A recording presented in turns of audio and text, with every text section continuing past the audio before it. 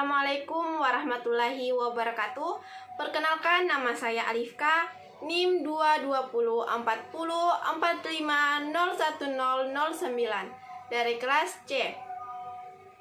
Jurusan Psikologi Pendidikan dan Bimbingan, Prodi Bimbingan Konseling, Fakultas Ilmu Pendidikan, Universitas Negeri Makassar.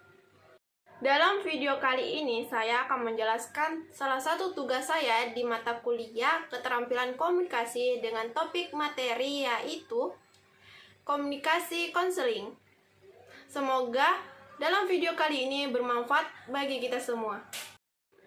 Materi yang pertama yang akan saya jelaskan tentang komunikasi konseling, di mana dalam komunikasi konseling merupakan suatu proses penyampaian atau menyalurkan informasi kepada seseorang.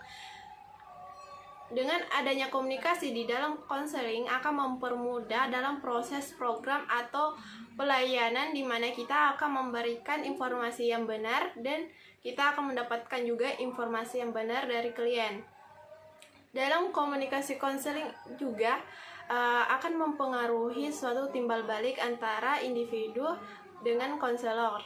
Karena dalam melakukan pelayanan konseling atau bimbingan konseling, kita harus memahami terlebih dahulu komunikasi yang benar dengan klien. Karena mungkin dalam klien kita terkadang ada seseorang yang mungkin susah untuk diajak berbicara. Jadi kita sebagai calon konselor, kita harus memahami terlebih dahulu tentang komunikasi, karena komunikasi di dalam konseling itu sangatlah dibutuhkan agar kita mendapatkan informasi juga atau merupakan timbal balik antara diri kita dengan klien. Komunikasi itu sangat penting di dalam konseling, karena itu akan mempengaruhi antara guru BK dengan klien atau guru BK dengan siswanya.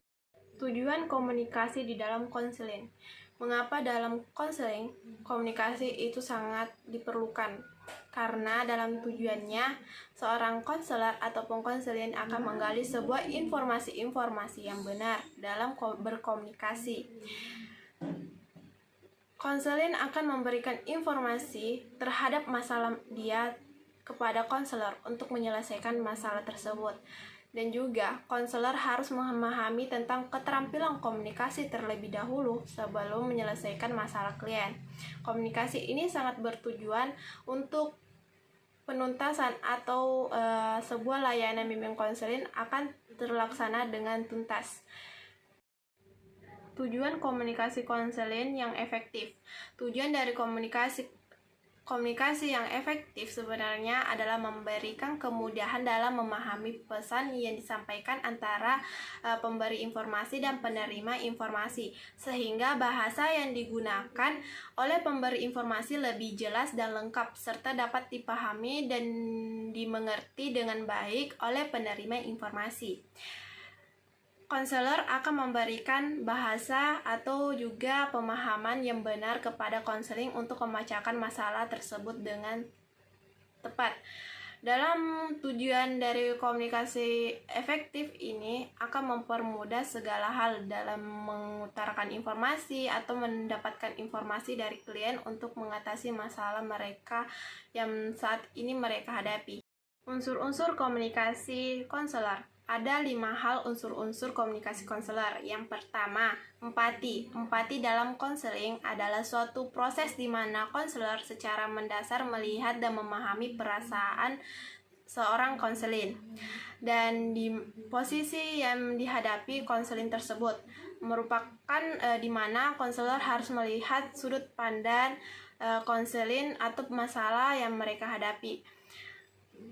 Dimulai dengan mengidentifikasi perasaan dari posisi konselin. Yang kedua, membukakan diri. Membuka diri kita terlebih dahulu kepada konselin supaya masalah yang mereka hadapi itu cepat terselesaikan. Konselor tidak akan bisa menyelesaikan masalah yang dihadapi konselin sebelum atau tidak membukakan diri kepada konselin. Anggap masalah yang mereka hadapi merupakan masalah kita yang harus kita pecahkan atau kita selesaikan. Rasa hormat. Yang ketiga itu rasa hormat, dimana kita harus menghormati klien kita. Sebagai seorang konselor, tanamkan kepada diri kita rasa hormat terlebih dahulu. Kesanggupan. Yang keempat itu adalah kesanggupan, dimana seorang konselor harus sanggup memahami atau mengatasi masalah apapun yang dihadapi seorang konselin. Yang kelima, kesiapan. Seorang konselor harus siap dimanapun dan kapanpun untuk mengatasi masalah tersebut. Karena tanpa ada kesiapan di dalam diri seorang konselor, masalah yang mereka tangani atau hadapi itu tidak akan pernah terselesaikan.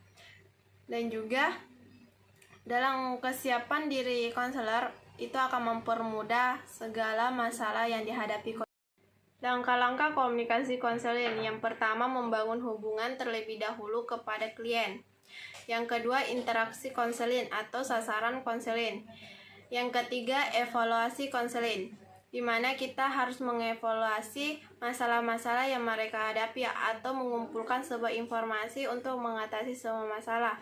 Dalam ketiga ini harus diperlukan dalam komunikasi konselin. Komunikasi yang sering digunakan atau dilakukan oleh konselor ataupun guru BK. Hal tersebut dibuktikan bahwa saat memberikan layanan konseling atau layanan di mana guru BK sering menerapkan komunikasi nonverbal, yaitu menunjukkan wajah tersenyum ramah ketika memberikan suatu solusi terhadap masalah yang dihadapi siswa atau konseling. Menatap wajahnya dengan angguan kepala sebagai isyarat guru BK memahami apa yang disampaikan siswa, menatap langsung kepada siswa tersebut untuk menyelesaikan suatu masalah mereka. Di mana dalam hal ini bimbingan konseling ataupun guru BK akan memahami siswa mereka dalam berkomunikasi secara langsung dan juga bahasa dan juga etika yang benar. Mungkin itu saja yang dapat saya sampaikan dalam video kali ini, dan mohon maaf bila ada yang salah. Dan terima kasih bagi semuanya yang telah menonton sampai akhir. Wassalamualaikum warahmatullahi wabarakatuh.